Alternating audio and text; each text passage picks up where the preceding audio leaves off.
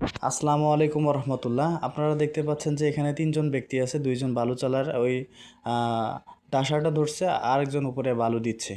তো মেইন কথা হচ্ছে যে বালু যারা চালতেছে এখানে কাজের কতটুকু ফাঁকি আছে এটা আপনারা কমেন্টে বলুন।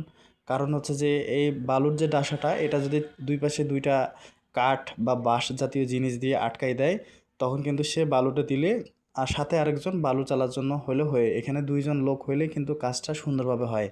কিন্তু এরা এই কাজটা না করে এখানে দুইজন লোক এই কাজটা করতেছে, আর একজন বালু চালতেছে। তার মানে কি এখানে একজন লোক এক্সট্রা বেশি আছে। আমার এই একজন লোক যদি আমি এই বিল্ডিংয়ে কাজ করাইতাম তাহলে মোটামুটি কাজটা কি আরও দ্রুত আগায় যেত। কিন্তু এটা ম্যানেজমেন্টের সমস্যা, ম্যানেজমেন্টের কি মনে করেন দিক নির্দেশনায় একটু ত্রুটি আছে। আপনারা কি বলেন অবশ্যই কমেন্টে জানান।